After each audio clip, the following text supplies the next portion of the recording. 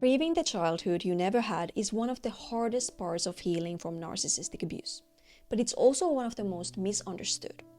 Most grief is about something that was there and is now gone, like a loved one. But this grief is about a childhood that never even existed. And on top of that, it's something part of you wishes it could still somehow get. Therefore, grieving under these circumstances isn't just about mourning your childhood. It's also about finding ways to give yourself the upbringing you should have had, but never got. So today, I'm going to walk you through a 4-step process a woman we are working with is using to grieve her childhood, so you can start grieving yours too. If we are just meeting, my name is Juliana. I'm a founder of Unfilteredd, and we help you overcome the effects of narcissistic abuse so you can heal and move forward with your life. The first step of this process is education. To do this, the woman we are working with researched how parenting, both healthy and unhealthy, shapes the following 8 areas of development. Number 1, self-protection. This is the ability to recognize what is unsafe and take action to protect your physical, emotional, mental, sexual, or financial well-being. Number 2, emotional development. This is the process of identifying, understanding, and regulating your own emotions in healthy ways, as well as how you recognize and understand the emotions of others. Number 3, identity development.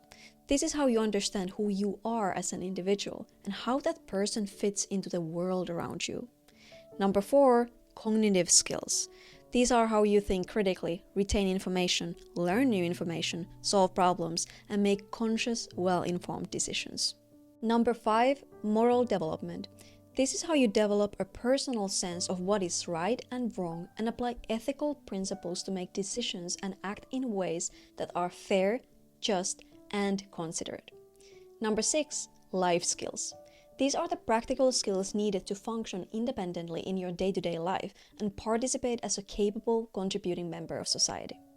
Number 7, social skills. These are how you communicate and interact effectively with others, as well as how you understand and respond appropriately to social cues. And number 8, attachment and connection. This is how you form and maintain safe, trusting, and healthy relationships with others, as well as how you build a secure and loving connection with yourself. Once her research was complete, she laid out her notes side by side, one set for healthy parenting and the other for unhealthy parenting. This made it easier to compare the two, which is important because it gives you a better understanding of the childhood you didn't have, the parenting you didn't receive, and the version of yourself that could have developed in a healthier environment. And that understanding is what allows the grieving process to begin. The second step of this process is naming what was missing. This means reviewing the notes you took in the first step and identifying what specifically was absent from your childhood experience. For example, you might notice that you weren't protected, encouraged, listened to, given room to grow, taught how to manage your emotions, shown how to trust others, or allowed to be yourself. This is an important step because you're not grieving something that was there and is now gone. You're grieving something that was never there at all. So identifying what specifically was missing from your childhood experience helps you turn these abstract feelings of loss into concrete, identifiable grievances. This gives your grief something solid to hold on to.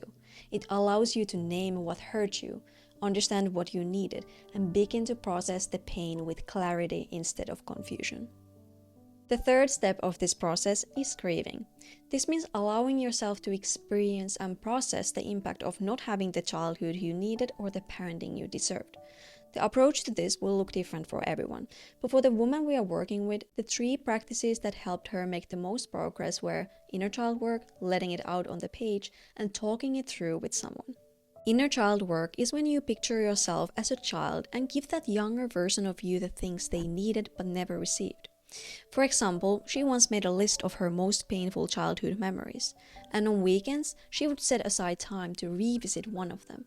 She'd close her eyes, bring up the memory, and imagine stepping in as the person she needed, someone who would protect her, comfort her, or simply explain things to her.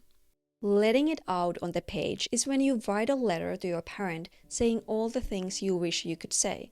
Things like how their choices affected your life, what you wish they had done differently, or how angry or hurt you feel.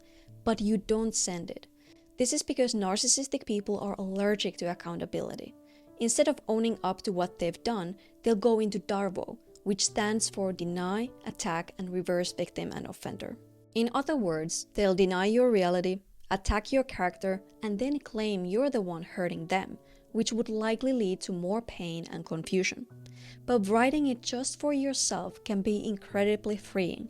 It's a way to express what's been stuck inside you for years without having to worry about the potential consequences of opening up.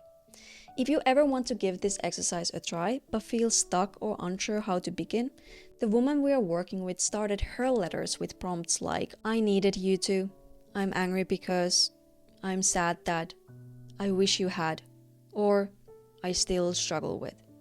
And she kept going until everything she needed to say was on the page. Then last, but certainly not least, talking it through with someone. This is when you tell your story to someone you trust, like a therapist, a friend, or support group, so your experience can be witnessed. It's such a valuable option to have during your grieving process because it gives you the validation you need to heal and move forward. But if you don't have someone you feel safe opening up to, you can go to unfiltered.net or click the link in the description to sign up for a free one-on-one session with someone from our team. Helping people overcome the effects of narcissistic abuse so they can heal and move forward with their lives is what we do 24/7, 365. So if you ever need us, we're here. The fourth step of this process is reparenting.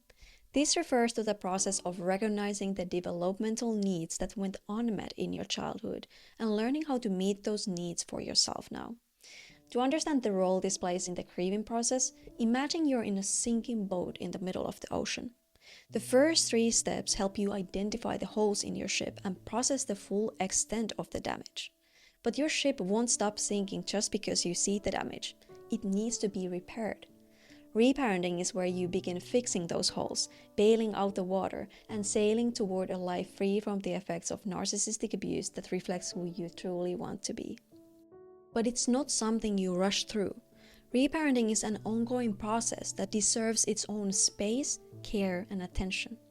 So in this next video, I'll walk you through a complete guide to reparenting to help you move through the 4th step of this grieving process. Thank you for watching today's episode of the Unfiltered Narcissistic Families Podcast. If you found it helpful, please like and subscribe to the channel. My name is Juliana, your guide to overcoming the effects of narcissistic abuse, and I can't wait to connect with you in a future episode.